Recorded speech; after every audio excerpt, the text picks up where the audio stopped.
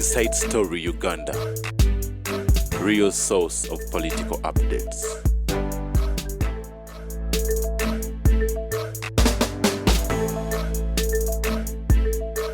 Why? Chinabagamba nti ekizibu ate balizoning bakuba bukubika tolaba bugingo tebamutuseeko bamuvuddeko. Why? Nabagamba tibana abasajja bayina enkola bwe bayina embwa yaabwe gye beetikula ne bagiteeka ku ali innocent ne mu gavumenti bwe bakola. Most of the people who are accused of stealing money are innocent in Ruzira. Tebakwatanga ku kikumi. Naye obusungu buli mu nsi muno gwe balivumbagirya wano nga tadduse ate nga twolekera nsi ntukuvu.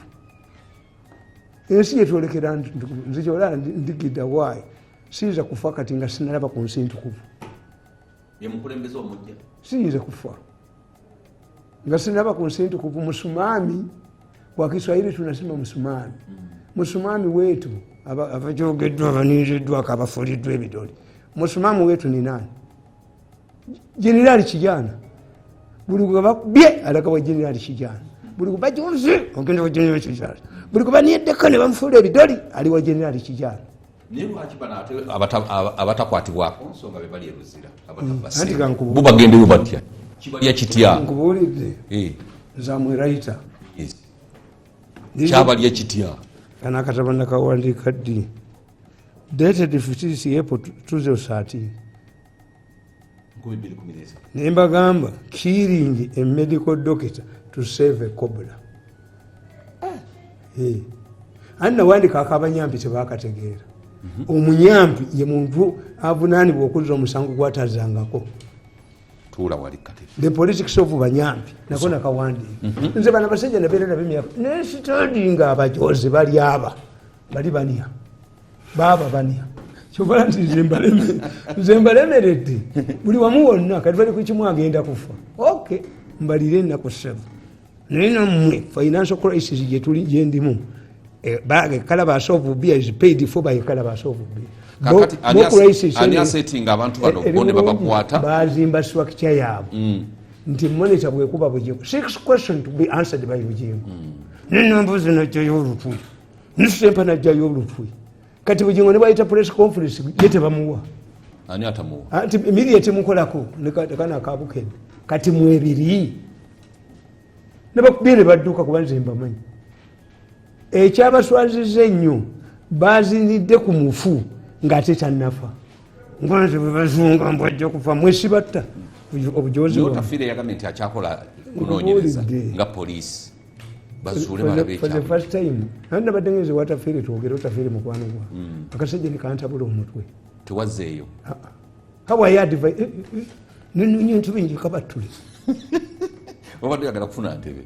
Anti nekinonyiza nje kabatule ninga kano nje kakubira bwerere kangende kankiina kakati owadde okyatubuulira nawandika akatabo kano nembagamba once upon time there lived only one Shukubla in the whole city of Rome. As economic dynamics dictate, a pure monopolist enjoys a lot of privileges while he remains the sole provider of a service. This Kobla, Umukubi Wingat, enjoyed immense influence and respect and was actually revered.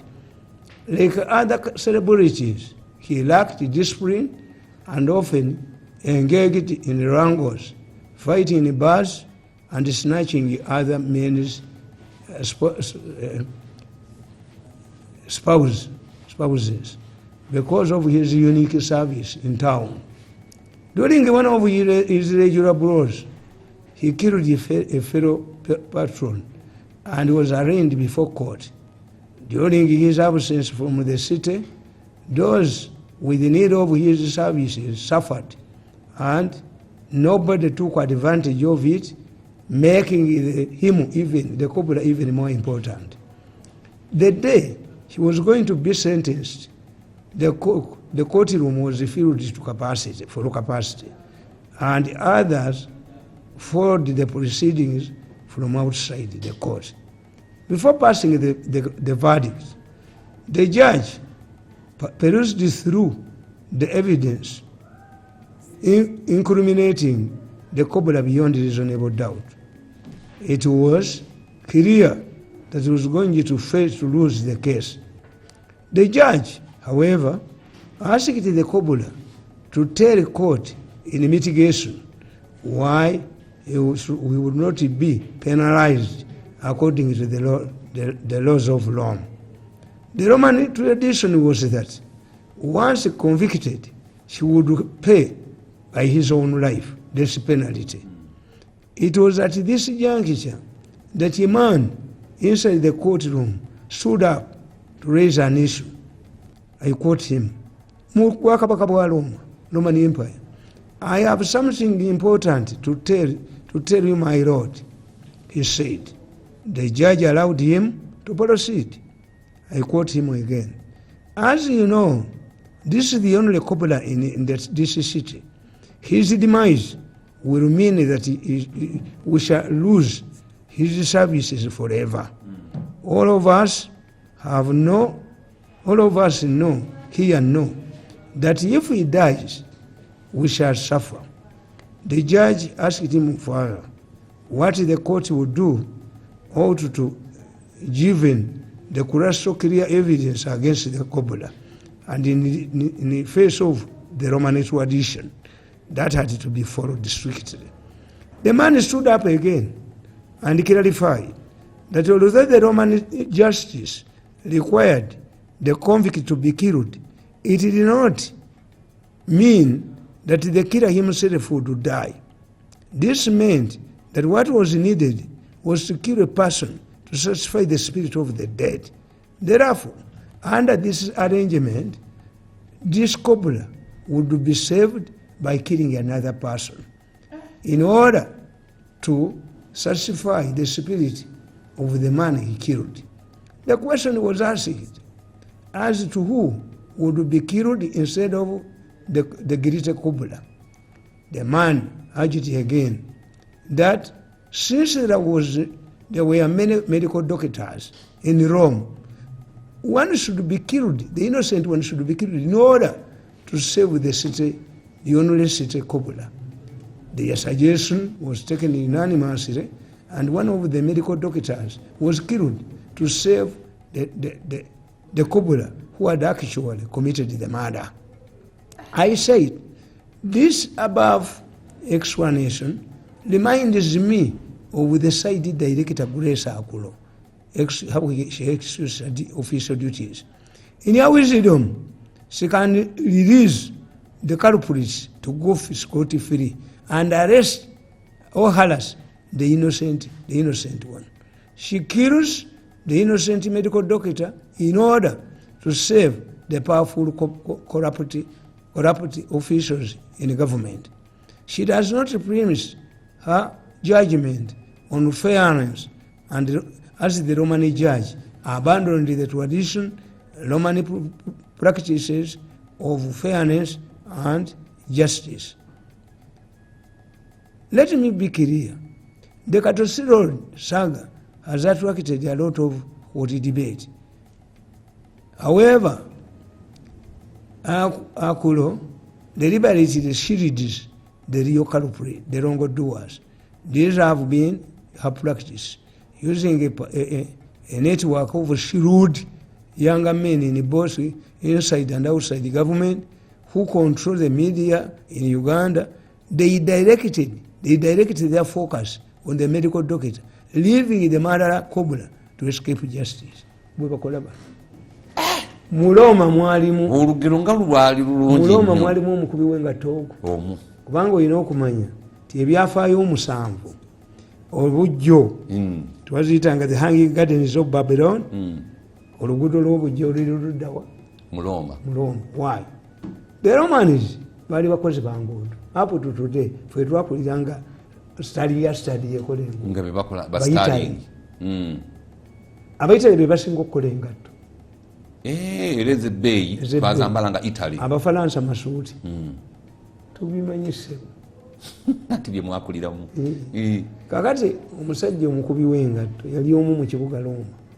To understand the importance of a shoe, a pair of shoes, oluguudo lw'obujjo olw'obuyinja mu kiseera kino kati ze pavers winter nga tolulinnyako nga tolina ngatto, musama nga tolulinnyako nga tolina ngatto, nga lwokya making is a shoe very important. okuba nga ateekateeka engatto zammwe nga bwolaba bano bemuyita ba celebrities bammwe nti oyo gundi omugenzi musisi ngaakuba omupiira yakwatako omuwala n'amusiiga enziku tebaamusiba majiru musi waliwo omusajja yakola mu New Vision nga fotografa yamukwata n'amusiiga enziku tebaamusiba enziku yali yamweronyo bwetyo ate mwekyammwe ate kiriko na oda mulinga muloma kakati omusajja ono Kobula akuba omuntu amutta yalwaniranga mu bbaala celebrity olamutendereza ebikwangala byaba celebrities naye ate Kobula yali akuba engatta ekibuga kyonna akuba ekikonde akuba omusajja amutta bamutwala mu kooti baba bagenda omuwozesa nga obujuzi bwonna bumuluma alina okuttibwa kuba etteeka lyabaloma lyali ligamba ase munne bamutta to satisfy the spirit of the dead. okumatiza omwoyo gw'oli kooti yali ejjudde nga n'ebweru gye bali balinze kati omulamuzi agenda okubuuza mitigation nkusonyiire ki bakiyita mitigation nti banakola kikwensinziira okusonyiwa okulidusingira ku kibonero teyaddamu yasirika busirisi munne n'awanika omukono sinzina kyeŋŋamba nti kiki ti oyo ye mukubi w'engatto yazikola mu kibuga Looma yekka bwe tulina omu omulamuzi naga nti nange bwe ntunuye zange enjulifu kubanga omusajja ono mwamukola gye naye ate mu musango gwa Kirimuttu bakayira we bayagalira okuwamba Museveni Abaganda gurupu y'Abaganda ng'oba taabaganda yabaweereza message kuba mawe alinga ayogera nti DP teyegata at one time DP yali edominating government ya Museveni naye nga tebaawula bwe bammawe kibataawula coalition ne broad based coalition government Museveni tagikozesa eyokwegatta tekola kubanga mukola agreement. The difference between a coalition and a broad based government, the coalition when is negotiated ebifo kati mawa inagala nti ntasobola kukyusibwa n'omugoba nkyo musajja mugoba. An agreement, a political agreement remains in operation as long as the following situations don't arise. One, the situation under which it was negotiated, once they change, null and void. Eba tekyakola nti abemengo bagala federo ne baba yeji bagamba mu nsoko. Is it practical? No. Another important factor that guides coalitions we share the government or to take defense to other finance. Even if one of you is found wanting mumuleeta omulala mweke nyini abali bananyiri fake yabakola abaddipi nga semogere emisa internal affairs atikiriza Besigye wa state ati amusinza amaanyi nga Besigye wona alwanira muno kuba Museveni is honest yasaba Nyerere amuwa omuntu amulegitire ofuga government mwasemwogerere yamuwa omusajja mu Tanzania neno constitution eno gibawaana nti yaabo a Ghanaian came here an expert to direct them. Naye ate nga batukolera constitution mbi mu Tamale constitution munyuma bagenda ne babalimba ne mu 60s bwe bakola. A constitution is an anchor. A constitution is not a Bible. A constitution is a working document. That's why it's amendable. Kusinzira ku kimba mulowooza musaawe. This was Kiwanuka's argument. Nti how can you have mu independence Buganda ina semi federal abanoza na republicanism abayense ekolezi omusajja Fisher na omugalo nti why doing as if we are doing something important. The constitution we are making is to make Uganda independent. Whether it likes a day, whether it likes a week, it lasts a week is not important. If constitutions are not made with mistakes, what will the next generations do? Constitution amended. Kati ene ya Uganda yakolebwa emyaka 9. Ne bagibulamu ne Constitutional Square. Welekere konge werekera abantu ku CPS bajje. Where the constitution is written letters where the constitution is written by one woman binayisa yakola yankaga mukaga ne yankako single handed ngebirozo bibika all the Ugandan constitution contain what we call the bills of rights guaranteeing the bills of why a violations of rights is a piece of paper which is glorified nze bito bimbuli yasoma political science kakati abasajja bano batatubulia cobra yes kakati omusajja namugamba nti no wait what do you want to say namugandi we have only one cobra interpret the Roman law. The Roman law is not clear whether a killer must be killed. What the Roman law says, somebody must be killed to appease the spirit of the dead. Aleta mwa mateka agakuno watademu agage to save the killer as they do to kill the killers. Olwo ye mulamuzi ono omulala awolereza namugandi kakati twetaaga ki koti nekkiriza kyetwetaaga kwe kufunayo omuntu gwe tutta omwoyo guli ogwattibwa guberenga mumativu nti waliwo omusaayi oguyiisa ne bagamba ntuteyani nti badokita bangi nnyo abo bo tukyabalina bangi era ekikutegeeza nti abalooma baava dda nga balina badokitars Italy and Cuba they have the largest number of doctors nebasinga okusoma obusawo nebugenda ku embasi zaabwe eya Italy ojja kusanga medical doctors bangi ewaabwe Cuba yo yabafunamu komaaso ti bano bebagova ne basokola endo z'abantu mu malwaliro but special group endala Kenya gyomuddukiro n'entuuyi zammwe abacuba bemwagoba wano balemeza okusokola mubasanga Kenya. They speak Swahili, they speak all of the local languages. Baga nti mulaga nti mu Uganda ne bayiga Olunyako ne bayiga Oluganda ne bayiga Olutulo ne bakola ki. This is special training for exports. Kakati omusawo bamuwaayo. You are many. We have many doctors here. Kati gwo omusayi gw'omusawo tegunyiiga okuttira obwereere. And you have reasoned well. If an innocent person cannot be killed, and this medical doctor, maybe you can argue, the intention was to satisfy the spirit of the dead. Kati ye omwoyo gwe tegulirulumana ate gw'obwereere. Ate sacrifice lambu kitegeeza ki nti gwe kabakutte abalala bayitewo.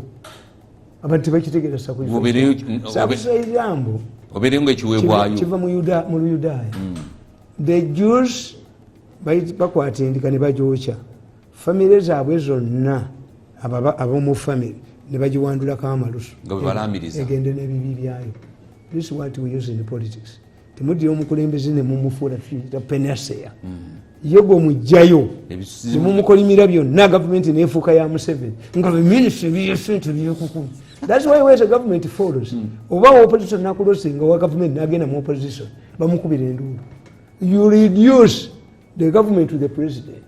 Kila kintu kinawezekana kwa Kenya gonde viramoi. Ono buli kimu kyonna ekiriwo mu ggwanga tugamba president Museveni nebidio sente ebidio empitirivu ennyo ffe batukobanga mbwa omulimu gwe twako. Kakati okukakana nga dokita bamusse. Dokita bamutta to save the government. Nti Yandala tabbanga ku luguudo lw'ekatusinga bwe nakusomerawo. Baleeta amakampuni ana nga gonna gali fake. Kampuni ye baawa oluguudo lw'ekasusi yali tesabye.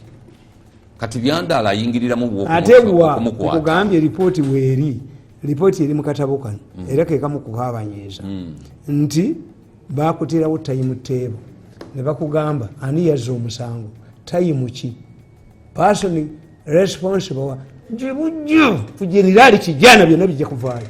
Kamata hiyo pesa yote pesa ulipata wapi? Sente wazijarudi kyobala bamukuba nnyo bati ababbi bakuba mugozo kati Byandala okukiyambula nono obujingo bamugozo ne Byandala okukiyambula yakikola ata jayafuwala naye nga tizonzolu be babbulu naye Byandala kugambye Byandala agende nakalema yamuyita ng'abafere bwe bali Museveni nga bamugambye olwo Namboze kasola banamboze wantu is an agent of the Gundi. Namboze avuma Museveni nga bwe yalimba abantu b'ekatosolo mumulowooza abalwaniriza to pressurize Museveni eyo gurupu Namboze nono gurupu ekyobula nadduka ku Namboze ate nga yali mukwano gwe yayinza okutta omuntu ayagala ennyo sente nkakabwakange nakategeera nti emotoka ya miliyoni 4 kalina gyekajujje era bwokatunuulira kakuba kakubeemuke baali bakakoze to drive away mwana suwa MK wa MK yavaayo ddi kugambye bo intention yaabwe yabadde to create a wedge between minimum horse ate omwana anvuma atya ngate tata we yemwogezi wange akaguze bakawadde sente era kavuma gasumba kavuma emukke may analyze kyobulama bali basirika sempa taliiwo namboze taliiwo buli angangala yenna taliiwo kakati byandala bamusuula mu sheet talina bwajeyambula amubuuza byandala lwaki oluguudo luganye byandala yalowooza nakalema amuyisinga Museveni yasangawo bafere nenakalema naye bali munywa ebintu bino bijja kudda nze abantu bano mbeewuunya you go to a country where governments have lost power batugina kyetula losing power and biri ebintu bibiri losing power and surrendering power biri bibiri abantu bebatategeera being defeated and losing power mu politics byanjawulo to be defeated kitegeeza kyewakoze kyonna